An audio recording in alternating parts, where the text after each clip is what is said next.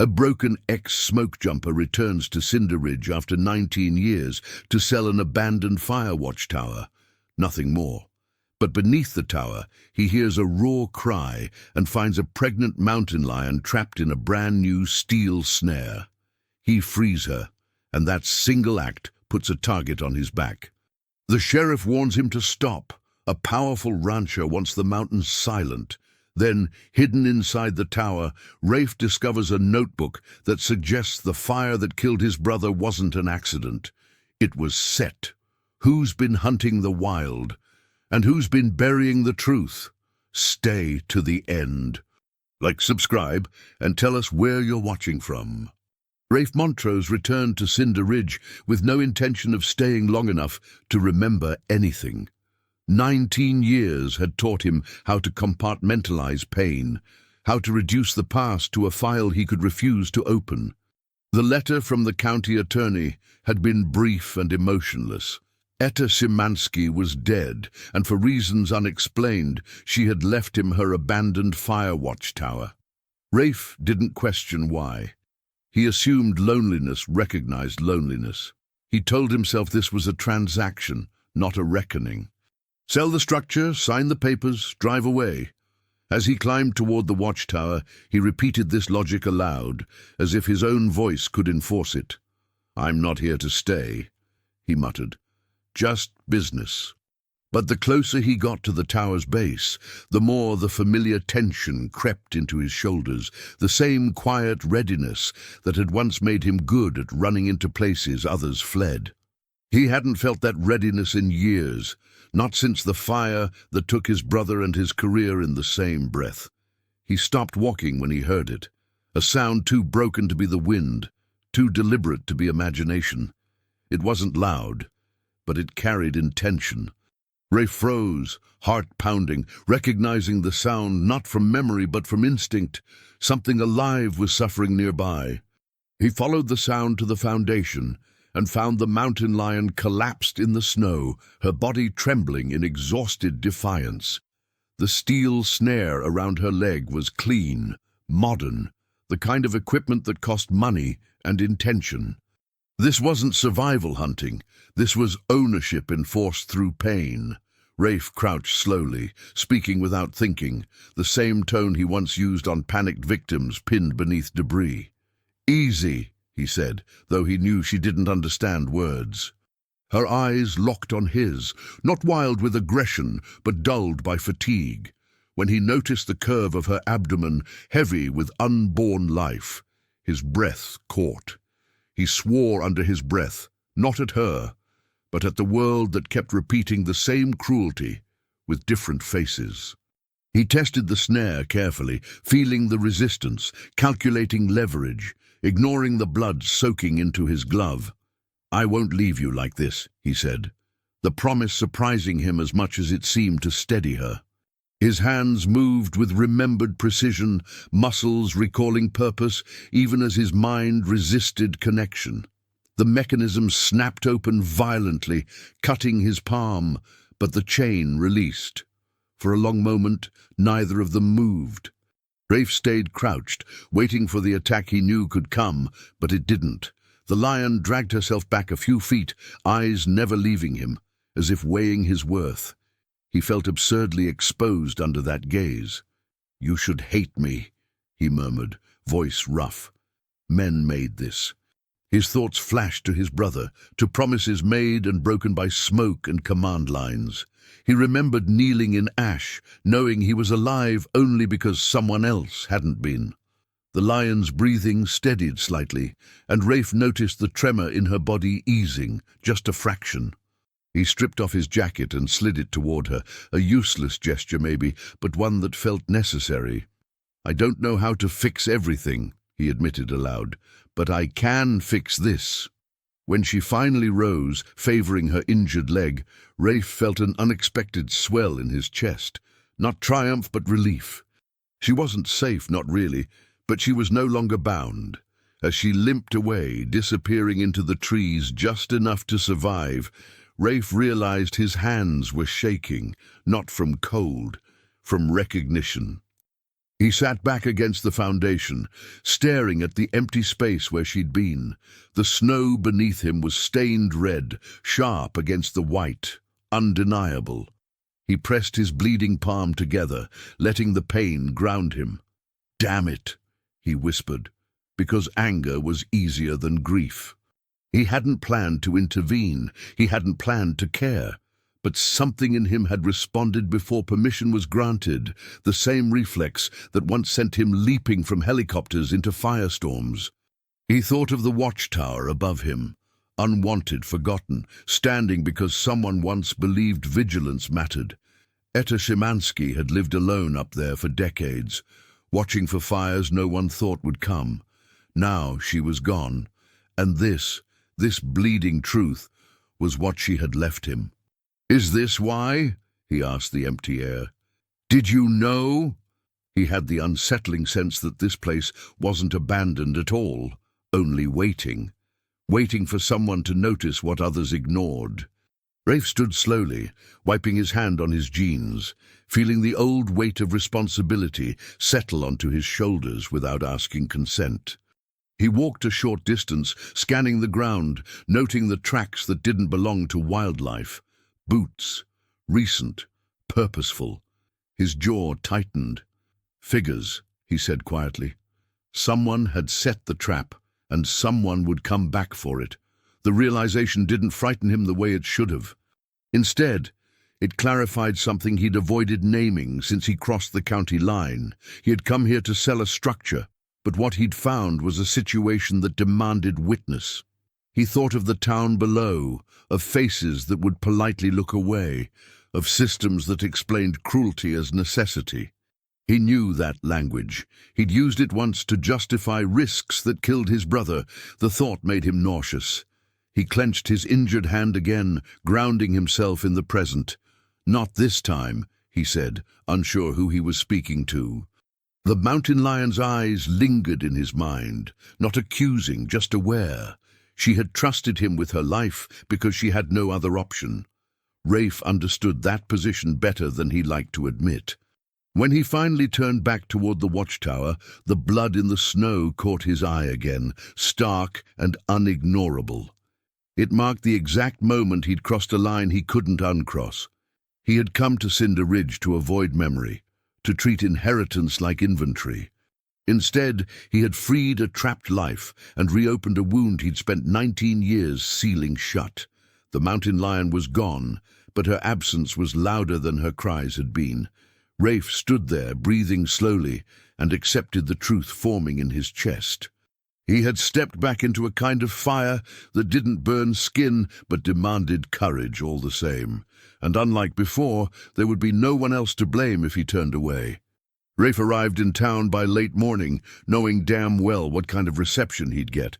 But even so, the chill behind Sheriff Corvin Hale's smile hit him deeper than the cold outside.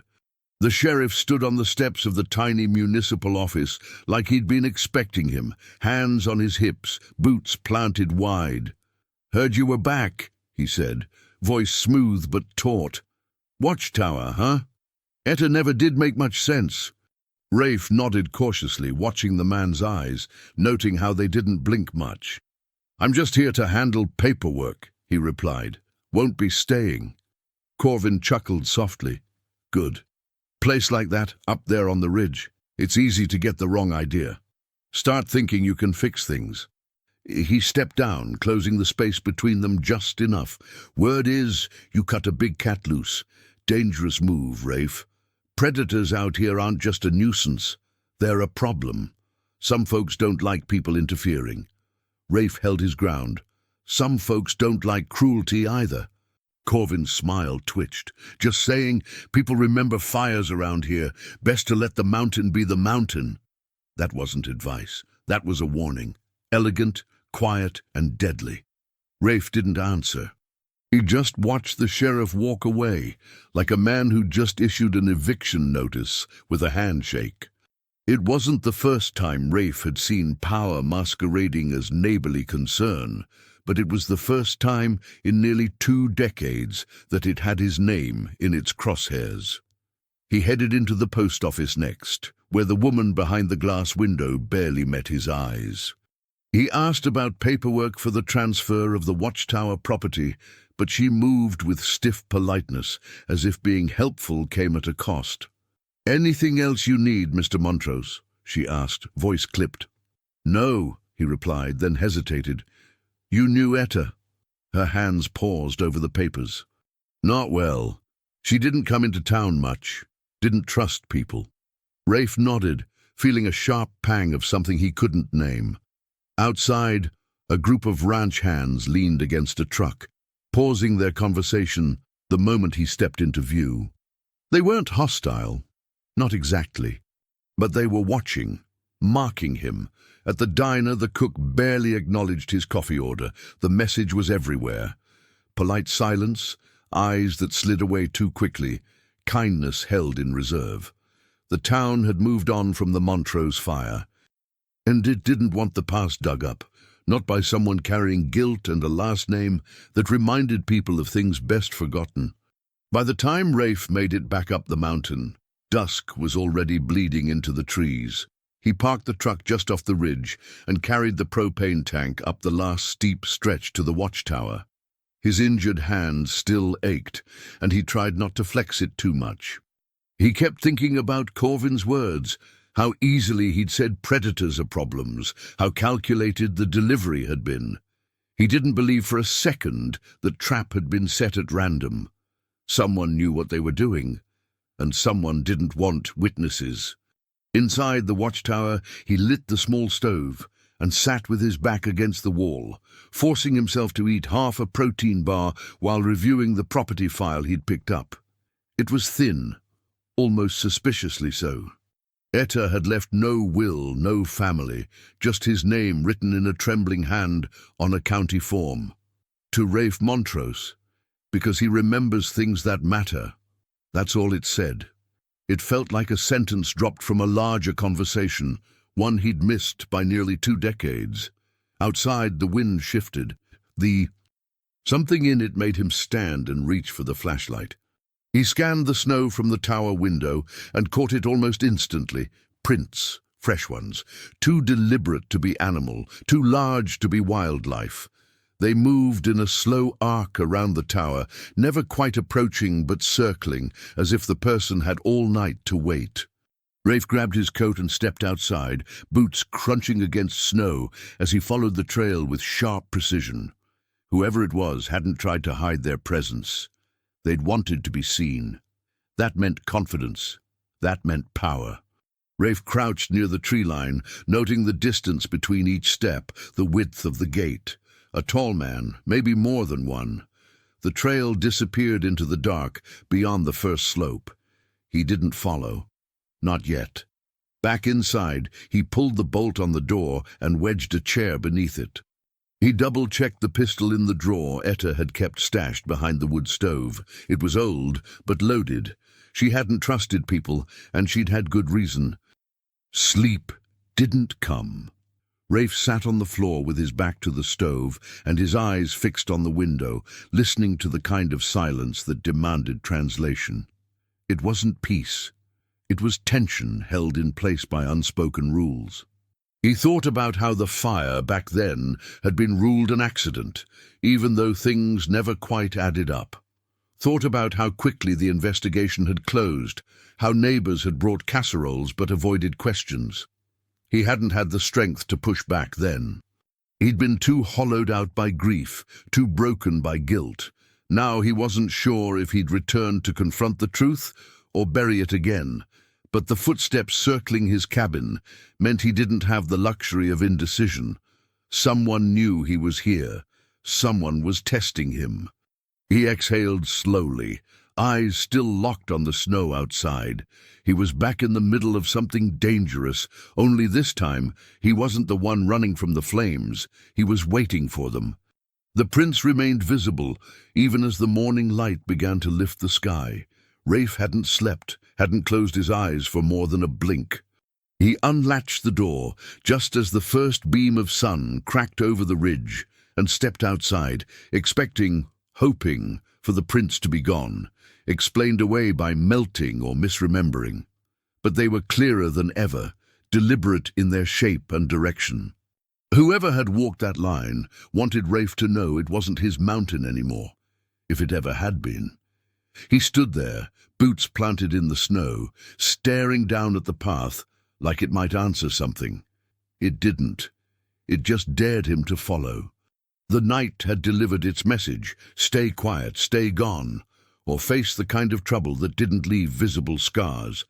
And yet, Rafe didn't move. He stood, unblinking, listening to the silence the way he once listened to flames. Only this time, he wasn't afraid of the fire. He was ready for it. By the third day, the watchtower began to make its complaints known. Hinges screamed under pressure. One of the main support beams creaked every time Rafe leaned too hard against the eastern wall, and the generator, after groaning its way through another frigid night, gave out entirely by sunrise. Rafe stared at the rusted shell of the engine like it had personally betrayed him. He'd survived forest infernos with less reliable gear, but those days he hadn't been alone. Now, surrounded by snow and fading supplies, he found himself muttering curses under his breath, as if profanity might revive the thing. When he realized he'd been pacing in circles for nearly an hour, weighing whether to attempt a field repair with what few tools Etta had left behind, a truth settled hard in his chest. He needed help. Not guidance, not backup, just help. The kind that required humility. Begrudgingly, he drove back into town and pulled into a gravel lot behind a garage with a hand-painted sign, Kit Auto and Salvage. The place looked like it had grown out of scrap metal and stubbornness. Before he could second-guess himself, a voice called from under a lifted truck hood. "Unless you're bringing me parts or coffee, you better have a damn good reason for standing in my shadow." Marla Inez Kit didn't look up right away. She wiped her hands on a dirty rag, then finally glanced at Rafe with eyes that assessed rather than welcomed. Her build was sturdy, her hair twisted into a knot high on her head, and her coveralls bore the scars of 1,000 stubborn engines. "Montrose," she said flatly. "Didn't expect your ghost to crawl out of hiding." Rafe offered a half-smile. "Neither did I." He explained the situation, half reluctantly, half hoping the honesty would count for something. The generator, the disrepair, the isolation. "I just need it patched enough to run for a week," he said. "2 tops." Marla snorted. "That tower hasn't had a decent part in it since Clinton was in office. You're lucky it hasn't folded in on itself." She walked past him toward her truck, tossing tools into a weathered toolbox with practiced ease. "I'll come take a look. But I'm not climbing that damn hill twice, so you better be real convincing with whatever's waiting up there." Rafe hesitated, then added, "I freed a mountain lion." Marla froze. "You what?" He nodded. "She was trapped, pregnant. I let her go." Marla narrowed her eyes. "You know what kind of people set those traps?" "Yeah," he said. "I think I do." She grunted. "Then let's go before one of them beats us up there." Back at the tower, Marla's silence stretched as she inspected the generator and clicked her tongue at every corroded wire she uncovered. "This thing's held together by spite and duct tape," she muttered. Rafe hovered nearby, unsure whether to help or stay out of the way. "Did Etta ever come into town?" he asked. Marla glanced at him, expression unreadable. "Not unless she had to. Folks whispered about her, said she was crazy. I think she just stopped wasting her breath." The conversation dipped into quiet as she replaced a fuse with something cannibalized from her toolbox. When the generator sputtered back to life, she didn't gloat. "It'll last," she said simply. Then she looked at him again, this time longer. "You always been like this?" "Like what?" "Walking into other people's messes and trying to fix things no one asked you to?" Rafe scratched the back of his neck. "No. Used to be the kind of guy who let things fall apart if it meant not getting burned again." Marla studied him. "Well, looks like you're the idiot kind now." But the insult came with a ghost of a grin. They stopped for food on the way down, pulling into a roadside diner with cracked booths and a menu that hadn't changed since the 80s. Rafe ordered black coffee, and Marla vanished into the back to chat with the cook. Left alone, Rafe noticed a woman moving quietly between tables, clearing plates with practiced invisibility. She wore her hair in braids, pulled into a low knot, and moved like someone afraid of taking up space. When she approached, he nodded politely. "You're new," he said. She hesitated. 3 years, she replied, accent brushing her English. "Still new here, I think." Rafe offered a smile. Rafe. She didn't offer her hand, just a name. Solène. He saw the flicker in her expression when he mentioned the mountain lion. Her eyes darted to the window, to the woods beyond. "She was pregnant?" Solène asked. He nodded. "Almost too weak to stand." Solène placed a fresh cup of coffee in front of him, then quietly said, "They trap what they fear, what they don't want to see." He looked up, but she was already walking away, shoulders squared but cautious. The waitress who wanted to disappear had just understood something about him most people missed, that mercy costs something, and it's never returned. Later, on the drive back to the ridge, Rafe sat in silence while Marla hummed tunelessly beside him, drumming fingers against the wheel. "She's sharp," he said. "Solène." Marla glanced sideways. "Yeah, doesn't trust easy." "Neither do I." He nodded. "That's probably smart around here." Marla didn't answer right away. "You know," she said eventually, "people around here survive by looking away, at pain, at cruelty, even at fires that should have been stopped." Rafe said nothing. He knew she meant more than the lion. She was giving him a sliver of something close to truth, wrapped in irritation. "You planning to keep that cat safe?" she asked. "I'll try." "Good," Marla muttered, "because she's not the only thing up there worth saving." They said nothing else for the rest of the drive, but something had shifted between them, something unspoken but understood. When they reached the tower again, Marla helped him unload the spare parts without complaint. She didn't linger long, just handed him a wrench and said, "You'll need this, and next time, don't wait so long to ask."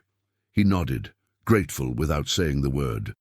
As she drove away, Rafe looked toward the edge of the trees, half expecting movement, a sign that the lion had returned.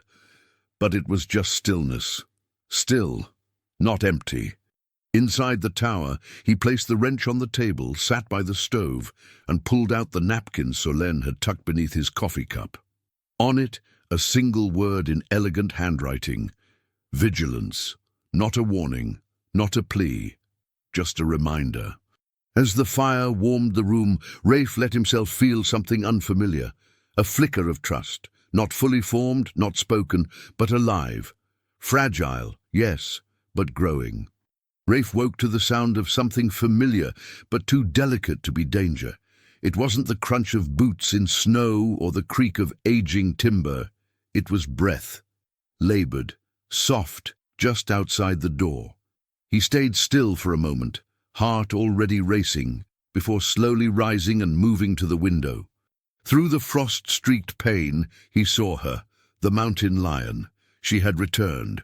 Her frame was thinner than before, movement more labored, her back arched with the heavy burden of imminent birth. She limped slowly, each step calculated, like she had summoned the last of her strength to return to the place that had once shown her mercy. Rafe moved quickly, unbolting the door, leaving it cracked open, retreating a few steps to show he meant no harm. She hesitated at the threshold, eyes meeting his for one long second, then slipped into the warmth of the tower with no sound but her shuddering breath. She lay down in the farthest corner, beneath the shelf where Etta once kept emergency supplies, and closed her eyes. Rafe sat cross-legged across the room, unsure if his presence helped or hindered, but unwilling to leave. He didn't speak. Words felt useless. He just waited. Hours passed like tides. The stove hissed softly, but Rafe barely noticed. His focus never left the lion, though he kept a respectful distance. Her body trembled again and again, muscles contracting in rhythmic waves. Once she let out a short, low sound that made something deep inside him flinch. It wasn't pain alone. It was defiance, survival. Memory blurred and surged through him. The smoke that had once filled his lungs, the way his brother's last shout had cracked through a headset just before the collapse. Rafe had buried that sound, buried it so deep it had become dull, but now, here in the presence of another kind of labor, one without screaming, without fire, something broke open. He felt it without understanding it. This lion was not just a wild creature. She was a story trying to continue. When the first cub emerged, slick and shivering, Rafe's eyes welled before he realized they had. The mother licked the newborn gently, breathing slow and deep. A second followed, then a third. Each arrival pulled Rafe deeper into a grief he hadn't allowed himself to feel, and something stranger, too. Love. Not soft, not sentimental, but carved from the same place as loyalty. The lion didn't look at him again, but she didn't need to. He stood once it was over and carefully placed an unopened thermal blanket near her, folding it small and low, not wanting to startle her. Then he stepped outside. The cold slapped his face hard, but he welcomed it. It helped him breathe. He stood at the railing and let the stillness settle, let his pulse slow. That was when he noticed it. Tracks, not animal, not his, just barely visible at the tree line below, shaped by heavy boots. His body tensed, instincts reawakening like they used to in the field. He descended the stairs 2 at a time, crouched near the trail and studied the pattern. 1 person, maybe 2, circling the tower. They hadn't come closer. Not yet. But they had stood here long enough to leave impressions that spoke of patience, watching, calculating. He scanned the woods, but saw nothing. Whoever it was had melted back into the trees. Rafe stood slowly, fury creeping into his veins, not just because of the threat, but because of the timing. They knew. They knew the lion was here, and that meant they weren't just hunting. They were waiting for the right moment to claim what they believed was theirs. Back inside, he bolted the door and moved quickly. He pulled the stove panel open, retrieved the old hunting knife Etta had hidden there, still sharp. Then he grabbed the flashlight and checked the fuel levels. He wasn't expecting a siege, but something told him this wasn't over. The lion slept now, curled around her cubs, her breathing shallow but steady. Rafe approached slowly and crouched, keeping his voice low. "You weren't supposed to make it," he murmured. "And yet here you are." The absurdity of it all made him let out a short, bitter laugh. "You're a damn miracle. And now they want you back in chains." The lion didn't stir. He stood and checked the window again, flashlight in hand like a weapon. The weight of responsibility pressed into his chest like a vest too tight. He thought about Marla's words, about Solen's note, about how nothing out here, nothing worth keeping, survived alone. For years, Rafe had convinced himself that detachment was safer, that caring was a liability. But now, everything he cared about was curled in a corner, alive because he had acted, and someone out there wanted to erase that choice. The hours dragged toward dawn with a tension Rafe hadn't felt since firefighting, not just adrenaline, but awareness.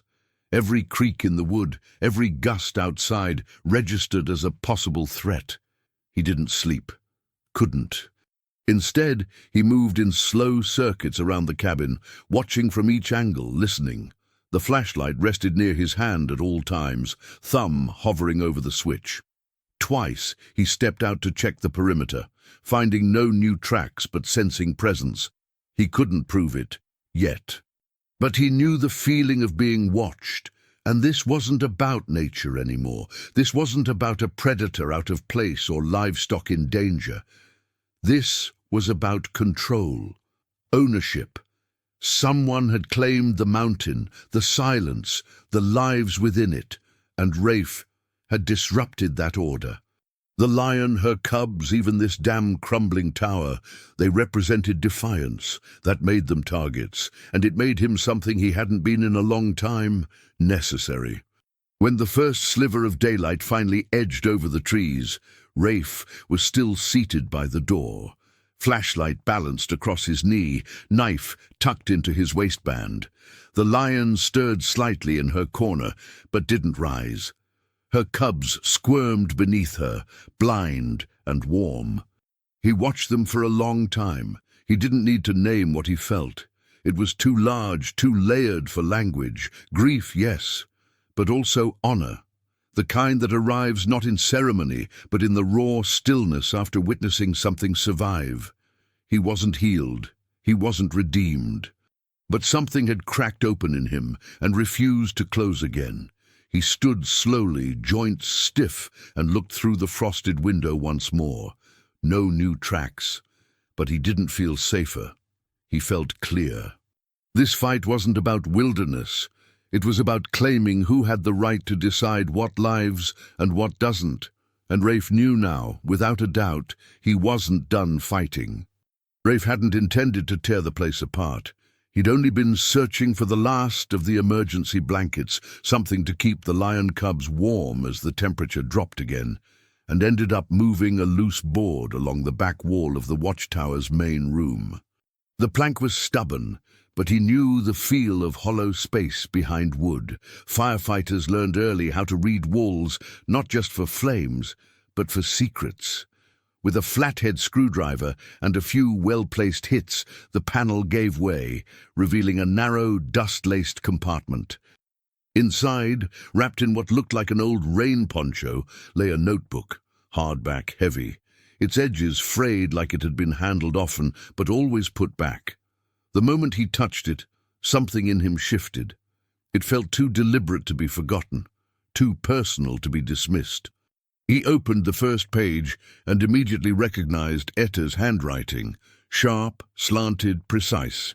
It began with dates, then license plates, then locations, marked with initials and short phrases: M Trap NW Ridge, P Line near Stream Bed, shipment left, no sheriff visit. Rafe turned page after page, watching patterns form.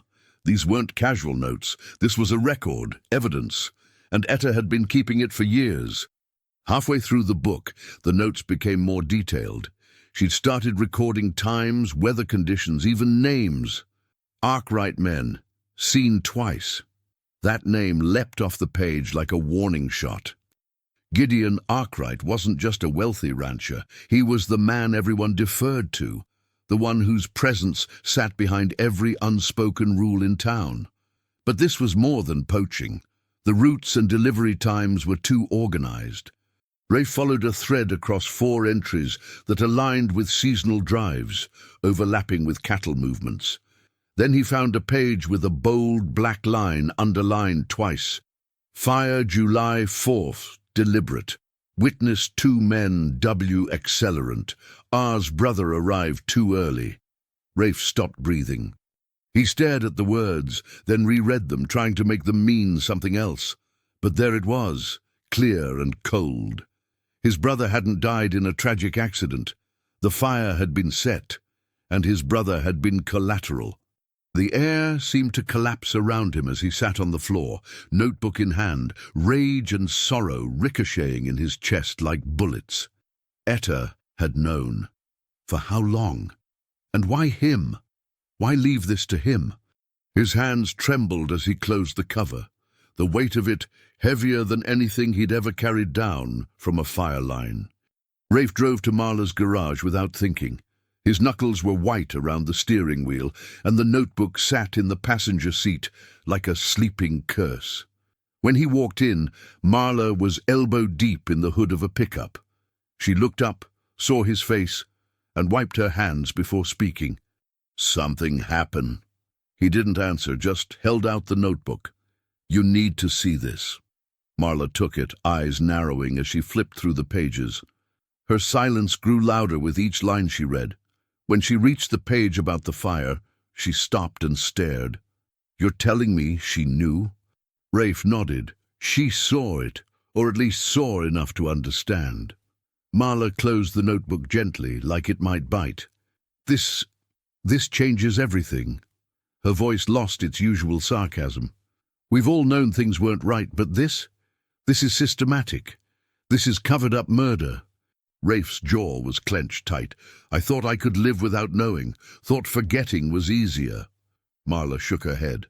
Forgetting is how they keep winning. She handed the notebook back. We can't sit on this. He nodded, unsure what to do next, but knowing nothing would ever be the same. They drove together to the diner, silent most of the way. Solène was clearing tables when they entered, and her smile faded the moment she saw their expressions. "What's wrong?" she asked. Rafe set the notebook on the table between them, flipped to the page Etta had marked. Solène sat slowly, reading in silence. When she reached the passage about the fire, she looked up, eyes glassy. "They lied to everyone," she whispered. Marla nodded. "For decades." Solène traced her finger over one of the plate numbers. "This is dangerous."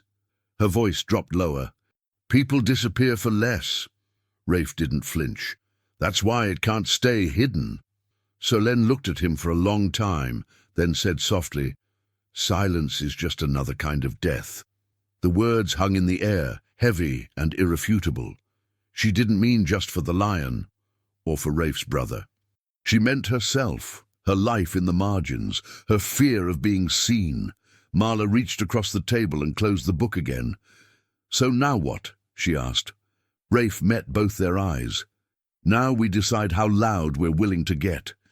They sat like that for a long time, three people who shouldn't have ended up in the same room, bound now by a truth too dangerous to ignore. The past hadn't just caught up to Rafe. It had been sitting patiently in a wall for years, waiting for him to be strong enough to face it. And now that it was here, it demanded more than acknowledgement. It demanded justice. Marla offered to scan the notebook and make copies, her voice sharp with purpose. "They won't take it from us if we're smart." Solène offered her small apartment in the back of the diner as a hiding spot. "They don't look here," she said. Rafe nodded, deeply aware of what he was asking them to risk, but neither woman backed away. This wasn't just about him anymore. It was about every wound the town had decided to ignore, about every person silenced by fear or convenience. When they parted ways that night, the plan was still forming, but the resolve was already solid. Rafe drove back to the Watchtower with the original notebook tucked beneath his seat and the weight of an old truth now made new and dangerous in his chest. He stepped into the tower, locking the door behind him out of instinct, and walked directly to the corner where the lion lay curled with her cubs. She lifted her head but didn't move otherwise, watching him as he placed the notebook back behind the wall, sealing the panel tight again. Not hidden, just protected, for now. He sat beside the stove, fire low, the silence pressing in, but this time it wasn't hollow. It was full of voices, Etta's, Marla's, Solène's, and his brother's, unspoken but loud in his memory. The truth didn't bring peace, it brought direction. Rafe stared at the boarded wall and let the words settle in his bones. The fire had been set on purpose. The past he ran from wasn't buried. It had been waiting. It began in silence. No thunder of engines, no barking orders, just a shift in the air that Rafe felt before he saw them. A whiteout storm had rolled in fast, blotting out most of the forest below, but through the haze, dark shapes moved. Men. 6, maybe 7, climbing with calculated purpose, heads low, rifles strapped, Arkwright's men. They came like they were responding to a fire call, only this time they were the ones carrying the danger. Rafe watched from the tower window, flashlight in one hand, the hunting rifle, unused for years, in the other. He didn't want a fight, but he wouldn't walk away from one. Not anymore. The lion lay curled behind him with her cubs, tense but unmoving. Even the mother seemed to understand what was coming. Rafe braced himself against the wall, jaw tight, breath steady. This was not about the mountain lion. It never had been. This was about a town taught to look away, and a man who had done the same, for far too long. As boots crunched closer, Rafe stepped outside and waited. He would not abandon her, not the cubs, not Solène, and not the version of himself he'd fought hard to reclaim. The first man to appear through the blizzard was Clay Brannan, one of Arkwright's ranch foremen, rifle slung lazily across his chest and a smirk tucked under his frost-lined beard. "You've made yourself a real problem, Montrose," he said, voice low but clear. Rafe didn't flinch. "You came all the way up here to kill a nursing animal?" Clay shrugged. "This isn't about a cat. You stirred up noise, started pulling things from the past that were meant to stay buried." Behind him, the others spread out slowly, flanking the tower. "You come any closer," Rafe said, raising the flashlight like a warning flare, "and I'll make damn sure the entire state knows exactly what's in Etta's notebook." The tension held like wire stretched to its breaking point. Then, from the tree line behind the tower, voices, footsteps, more people. Marla emerged first, coat flapping, followed by at least a dozen townsfolk. People Rafe hadn't spoken to in years, men and women he barely knew, but who had come anyway. Solène was among them, standing small but unafraid beside Marla, holding something wrapped in cloth, a copy of the notebook. For a moment the mountain held its breath, and then Sheriff Hale arrived alone. Corvin Hale looked like a man who had planned to stay out of this. His badge wasn't even pinned to his coat, but when he saw the crowd behind Marla and the rifles in Arkwright's men's hands, something shifted in his eyes. "That's enough," he said, voice flat. Clay turned toward him, incredulous. "Sheriff, I said that's enough." Hale stepped between the groups, glancing at Rafe, then at Solène. "You've got a mess on your hands, Montrose," he said. "You should have stayed gone." Rafe met his eyes. "Maybe, but you should have spoken up a long time ago." Hale exhaled, shoulders sagging. "This town won't survive another scandal. Then it needs to stop protecting the ones causing them," Rafe replied. Hale didn't answer, but he didn't move either. Behind him, the townspeople began to speak, quiet at first, then louder. Stories, whispers, things they'd seen and ignored. Marla held up the copy of Etta's book and called out dates, names, places. Solène stepped forward and told the sheriff, "We are not afraid of the truth anymore." The wind howled around them, but the mountain was no longer silent. It was speaking, through every voice that had once stayed quiet. Arkwright's men didn't fire, they backed away. As the storm finally began to lift, the lion stirred behind Rafe. She stood slow and graceful, her cubs trailing behind her in unsteady steps. Rafe opened the watchtower door, stepping aside. The moment was surreal, but no one moved to stop her. The lion didn't run. She walked, a queen descending her throne, children in tow, gaze unwavering as she passed through the crowd. For one breathless minute, everyone watched. Even Clay lowered his weapon, staring as the animal vanished into the trees, fading into the very wild they had tried to dominate. Rafe stood motionless, jaw clenched, until the last glimpse of fur disappeared into the timber. The danger had passed, but the weight hadn't. He turned to Solène. She nodded once, firm. "It's done," she whispered. But they both knew it wasn't. It had only just begun. Rafe looked at the people gathered there, ordinary folks who had chosen courage over comfort, and realized something inside him had broken open and been rebuilt all at once. Not every fire destroys. Some burn just enough to clear space for something honest to grow. In the days that followed, no charges were filed, but neither were threats carried out. Arkwright didn't show his face again, and though no one said it aloud, the rules in Cinder Ridge began to change. People asked questions, eyes stopped looking away, and Rafe stayed. He repaired the watchtower piece by piece with Marla's help, until it stood stronger than it had in decades. He planted wildflowers beneath the windowsill where the lion had once slept. He placed a copy of Etta's notebook beneath the floorboards, not hidden, but preserved, in case the truth was ever needed again. Solène visited often, helping clean, cook, rebuild. Then, one afternoon, she arrived with a letter in hand. Her application for permanent residency had been approved. No questions, no hearings, just a yes. Rafe didn't say much, just smiled and opened the door wider. She stepped in, walked to the wall near the door, and pressed her palm flat against the wood. "Now I can breathe," she said quietly. He looked away, just for a second. It felt like permission had finally been granted, for all of them. The day Solène left her handprint on the wall, Rafe stood behind her, hands in his pockets, feeling something he hadn't in decades. Peace. Not the kind that comes from forgetting, but the kind you fight your way into. The tower didn't feel like a monument to what had been lost anymore. It felt like a promise that the mountain would remember, that silence would no longer rule, and that every life, feline or human, broken or brave, deserved a place where it could simply exist, unchained. What did this story awaken in you? Tell us in the comments. We read them all. If you felt something here, please subscribe and leave a like. It truly helps us keep bringing new stories made with care and time. And before you go, take a look at another video on the channel. Your presence means a lot to us.